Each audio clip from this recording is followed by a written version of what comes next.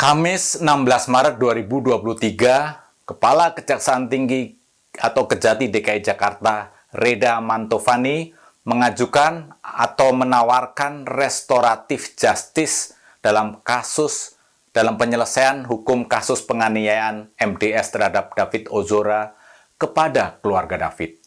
Alasannya, sebagai hukum acara yang memang memungkinkan hal ini dilakukan. Dasarnya adalah Jonathan, orang tua David, mengatakan keluarga MDS sudah mendatanginya dan keluarga David pun sudah menerima permintaan maaf keluarga MDS.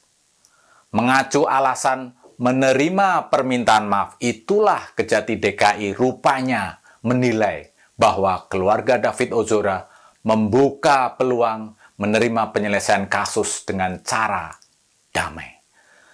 Kejati sepertinya menggampangkan persoalan dan tidak melakukan telaah yang lebih mendalam.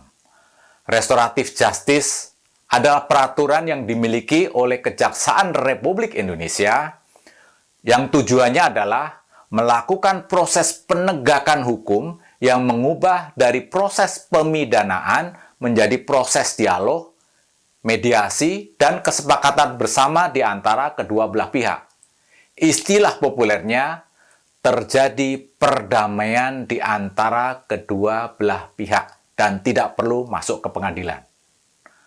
Lalu atas tawaran Kejati itulah Melissa Anggraini, kuasa hukum atau pengacara David, menganggap usulan yang dilakukan oleh Kejati ini sebagai usulan yang sesat hukum, sesat nalar, dan sesat moral. Sehari kemudian, pada 17 Maret 2023, Kejati mengubah pernyataannya, yaitu restoratif justice tertutup karena kasus penganiayaan yang dilakukan Mario Dandi terhadap David Ozora dikategorikan penganiayaan berat.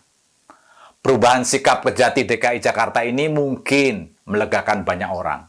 Masyarakat nyaris dibuat anti klimaks, kehilangan akal sehat, dan sesak nafas. Apa yang dilakukan oleh Kejati DKI Jakarta ini istilah Jawanya nggampangke perkara atau memudahkan masalah. Meskipun usulannya tadi berdasar atau mengacu pada hukum acara sebagai prosedur atau tata cara hukum, tetapi apa yang diajukan oleh Kejati ini menimbulkan pertanyaan dan kecurigaan di masyarakat. Namun, setelah pernyataan Kejati tadi yang menutup proses restoratif justice, kita merasa hukum berpihak kepada yang lemah. Memang biasanya proses pengadilan akan berlangsung lama dan berliku, dan sangat mungkin melelahkan.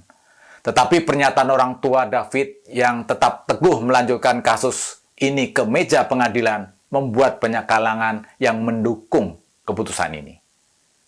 Saya rasa usulan restoratif justice ini mencederai dua perkara. Perkara pertama, David Ozora yang masih dalam kondisi belum pulih dan masih berada di ICU, kok tega-teganya Kejaksaan Tinggi Jakarta menawarkan restoratif justice di saat David masih dalam perawatan intensif? Apakah Kejati Jakarta ini hanya memikirkan hukum acara dan prosedural saja, tanpa melihat kondisi, tanpa melihat apakah timingnya tepat atau tidak?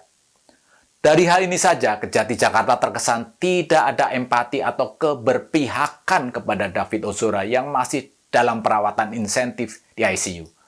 Kejati Jakarta mengentengkan kasus ini. Padahal kasus ini dikategorikan kasus penganiayaan berat dan terencana. Tuntutannya pun sangat mungkin hukuman berlapis. Perkara kedua, ancaman hukuman ke MDS adalah 12 tahun. Dalam aturan restoratif justice, salah satu ketentuannya adalah ancaman tidak melebihi dari 5 tahun. Tawaran Kejati DKI Jakarta menjadi sangat tidak relevan. Belum lagi aturan yang lain, misalnya tawaran restoratif justice yang kerugian yang dialami oleh korban tidak mencapai 2,5 juta rupiah. Kasus penganiayaan berat yang dialami David yang mengakibatkan korban mengalami koma, kerugiannya bisa puluhan bahkan ratusan juta rupiah.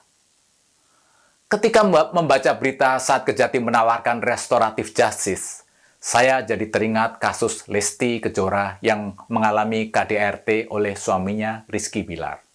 Padahal masyarakat dan sejumlah artis sudah memberi dukungan dan simpati kepada Lesti Kejora pasca melaporkan kasus ini, kasus KDRT ke polisi. Kasus KDRT Lesti Kejora menjadi anti klimaks ketika akhirnya Lesti mencabut laporannya dari polisi. Kasus KDRT Rizky Bilar terhadap Lesti berakhir damai, berakhir anti klimaks. Kembali ke kasus penganiayaan MDS ke David. Keputusan keluarga David yang akhirnya menolak restoratif justice itu melegakan banyak pihak. Ada berita yang sangat menarik yang menulis tentang pendapat Melanie Subono yang mengomentari soal restoratif justice kasus penganiayaan David Ozora. Berita itu mengutip pendapat Melanie Subono di Instagramnya. Lalu saya membuka Instagram Melanie Subono. Di sana ditulis pesan seperti ini. Dear @tidur berjalan, kita udah temenan dan kenal entah 10 tahunan. Kita sama-sama berjuang dan lo jadi saksi gua berkali-kali di kasus hewan. So, gua tahu lo. Terima kasih sudah menolak segala usaha damai, bantuan, dan lain-lain yang ditawarkan termasuk oleh instansi yang harusnya bahkan nggak nawarin itu. Sekarang saatnya gua support balik lo dan keluarga lo. Apapun yang kalian perlu, kita ada. Gua yakin banyak orang di sini ada di sisi kalian. Dear David, bokap lo orang baik, suka bela orang, kind. Kamu pasti diperjuangin, pasti. Membaca tulisan dukungan Melanie Subono di akun IG-nya ini membuat saya merinding dan terharu. Melanie tampak sekali sangat berempati atas kasus ini. Dan kita juga sudah tahu reputasi Melanie Subono dalam banyak kasus kemanusiaan dan masalah sosial yang dia bela. Mungkin, tapi saya yakini masih banyak lagi dukungan masyarakat agar orang tua David terus melanjutkan kasus penganiayaan klasifikasi berat ini yang tidak sempat saya temukan dan saya baca. Tetapi pernyataan orang tua David dan dukungan Melanie Subono ini saya yakini membuat banyak orang bernafas lega.